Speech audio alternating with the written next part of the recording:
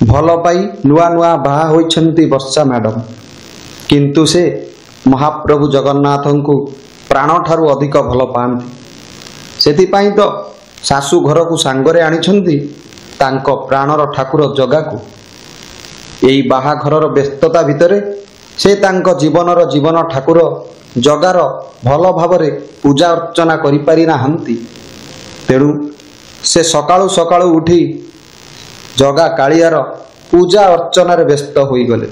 बाहाघर मात्र 3 दिन होईछि आउ 2 दिन परे पड़ुछि ओडिशार कुमारी पर्व रज पर्व सेथिपाई वर्षांक मन आकाश रे उडुछि काहींकि ना सासू घरे से पालिबे रज पर्व मन लगाई पूजा करुछन्ति जगा कालिया को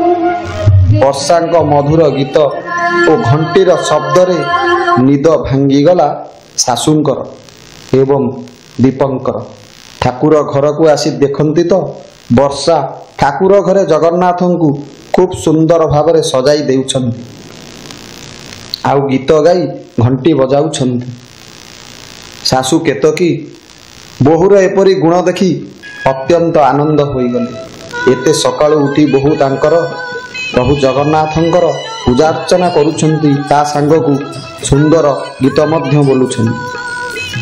स्वामी दीपक मध्य वर्षांक ओडिया घरर नीति को अति प्रशंसा कले खुशी होईगले माँ ओ पुओ केतकी कहिले दीपुरे सतरे मो बहु साक्षात लक्ष्मी भली एभली बहुटे पाई मो मन खुशी होईगला। एतिकी बेले वर्षांकर पेट काटी काटी हैला से ठाकुर पूजा को सेतिकिरे रखी बाथरूम आड़ को धाइले दीपक किछि बुझी पारिले नहीं सासू केतकी पछे पछे गले।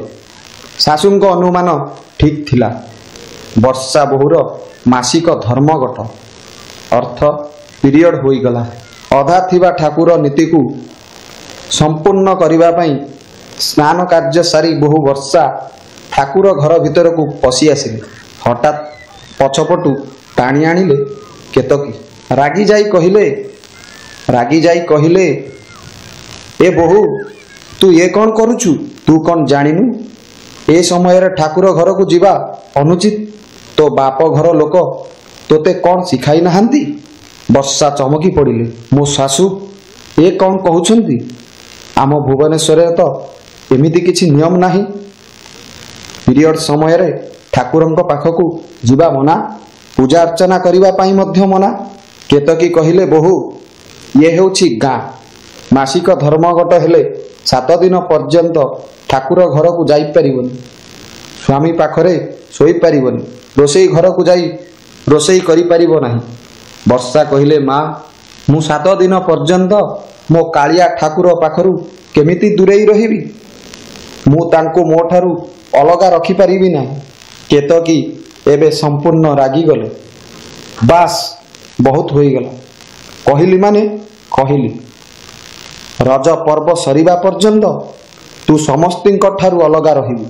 बोउंकर एपरी कड़ा रागिबा देखी वर्षा चुप होई गले पाखरे दीपक थाई अबाक होई चाहि रहिले तांकर बोउ को कौन बा करिबे से मध्य चुप रहिले।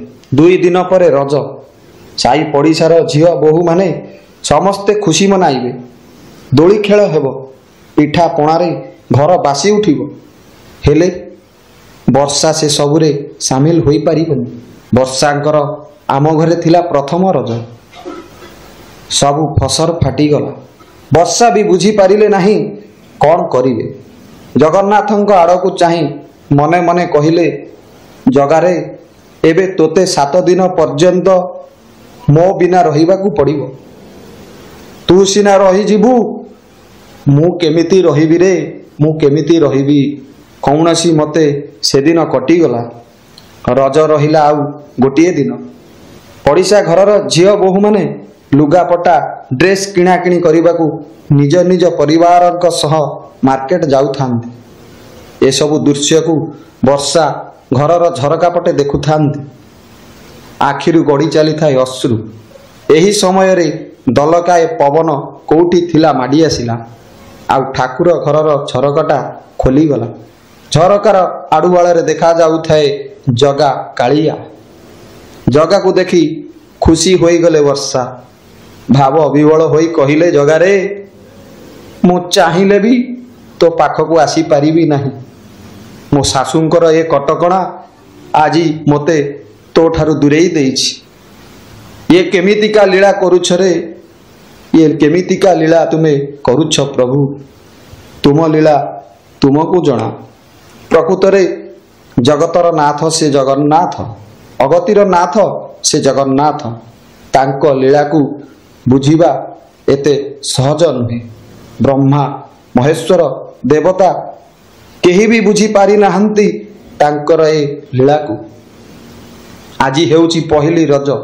ପିଠାପଣାରେ ଭାସୁଛି ସାଇ ପଡ଼ିଶା ଘର। ଆମ୍ବ ତୋଟାମାନଙ୍କରେ ଲମ୍ବା ଲମ୍ବା ବାଉଁଶ ଦୋଳି। ଦୋଳିରେ ଝୁଲୁଛନ୍ତି କୁମାରୀ ଝିଅମାନେ। ସଜବାଜ ହୋଇ ସୁନ୍ଦର ସୁନ୍ଦର ଡ୍ରେସ୍ ପିନ୍ଧି ସାଇର ଝିଅମାନେ ପଶି ଆସିଲେ ବର୍ଷାଙ୍କ ଘର ଭିତରକୁ। ନୂଆ ଭାଉଜ ବର୍ଷାଙ୍କ ଘରକୁ ପଶି ଆସିଲେ ସାଇର ଝିଅମାନେ। ପିଲାମାନଙ୍କ କୋଳାହଳ ଶୁଣି ଶାଶୁ କେତକୀ ଆସି ଦେଖିଲେ ସାଇର ଝିଅମାନେ ବର୍ଷାଙ୍କୁ ଦୋଳି ଖେଳି ଯିବାକୁ ଡାକୁଛନ୍ତି। କେତକୀ ପିଲାମାନଙ୍କୁ ମନା କରି ସେଠାରୁ ବିଦା କରିଦେଲେ।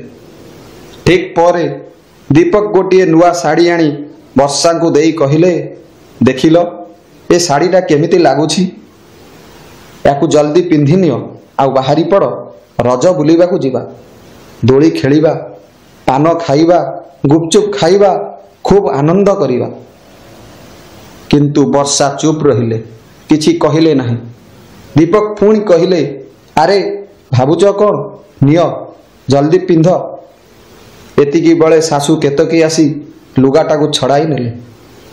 ଆଉ ଦୀପକ ଗାଲରେ ଏକ ଶକ୍ତ ଚାପୁଡ଼ାଟେ ଦେଇ କହିଲେ, 2 ଦିନ ତଳେ ତତେ କହିଥିଲି ଆମ ଘରର ସ୍ତ୍ରୀ ଲୋକମାନେ ମାସିକ ଧର୍ମଘଟ ସମୟରେ ବାହାରକୁ ଯିବେ ନାହିଁ, ଠାକୁର ପୂଜା କରିବେ ନାହିଁ, ନୂଆ ଲୁଗା ପିନ୍ଧିବେ ନାହିଁ, ରୋଷେଇ କରିବେ ନାହିଁ। ତୁ ଜାଣିଲା ପରେ ବି ତାକୁ ଡାକୁଛୁ ନୂଆ ଶାଢ଼ୀ ପିନ୍ଧି ରଜ ବୁଲିବାକୁ ଯିବାକୁ। ସେ କୁଆଡ଼େ ଯାଇପାରିବନି। ତୁ ଯା, ନିତ୍ୟକର୍ମ ସାରି ରେଡ଼ି ହୋଇଯା, ଆମେ ଜଗାକୁ ନେଇ ମନ୍ଦିରକୁ ଯିବା। ଆଜି ଜଗାର ପୂଜା ଅର୍ଚ୍ଚନା ମନ୍ଦିରରେ ହେବ। ଦୀପକ ମନ ଭିତରେ ରାଗିଥିଲେ ମଧ୍ୟ ବୋଉକୁ କିଛି କହିପାରିଲେନି। ଗାଧୋଇ ସାରି ନିତ୍ୟକର୍ମ ସାରି ମନ୍ଦିରକୁ ଯିବା ପାଇଁ ପ୍ରସ୍ତୁତ ହୋଇଗଲେ। କେତକୀ କହିଲେ, ଦୀପୁ ଜଗାକୁ ତୁ ଧର। ଦୀପକ ଜଗାକୁ କୋଳରେ ଧରି ବୋଉ ସାଙ୍ଗରେ ମନ୍ଦିରକୁ ଗଲେ। ମନ୍ଦିରରେ ପୂଜା ଅର୍ଚ୍ଚନା ଚାଲିଥାଏ। ହଠାତ୍ ମନ୍ଦିରରେ ନିଆଁ ଲାଗିଗଲା। ଚାହୁଁ ଚାହୁଁ ହୁତୁତୁ ହୋଇ ଜଳିଗଲା ମନ୍ଦିର। ମନ୍ଦିର ପୂଜାରୀ, ଦୀପୁ, କେତକୀ, ଅନ୍ୟ ଭକ୍ତମାନେ ଦୌଡ଼ା ଦୌଡ଼ି ହୋଇ ବାହାରକୁ ପଳାଇ ଆସିଲେ। ମନ୍ଦିରରେ ନିଆଁ ଲାଗିଯାଇଛି କଥାଟା ଚାହୁଁ ଚାହୁଁ ସବୁଆଡ଼େ ବ୍ୟାପିଗଲା। ଲୋକମାନେ ସବୁ ମନ୍ଦିର ଆଡ଼କୁ ଦୌଡ଼ିଲେ। ଏମିତି ଦୌଡ଼ା ଦୌଡ଼ି ହୋଇ ଯିବା ହୋ ହଲ୍ଲା ଶୁଣି ବର୍ଷା କ'ଣ ହୋଇଛି ଜାଣିବା ପାଇଁ ବାହାରକୁ ଆସିଲେ। ମନ୍ଦିରରେ ନିଆଁ ଲାଗିଯାଇଛି କଥା ଶୁଣି ତାଙ୍କ ମୁଣ୍ଡ ଘୁରାଇ ଦେଲା। ତାଙ୍କ ମୁଣ୍ଡର ଦହି ଚହଲିଗଲା। ସେ ସେଇଠାରୁ ଦୌଡ଼ିଲେ ମନ୍ଦିର ଆଡ଼କୁ।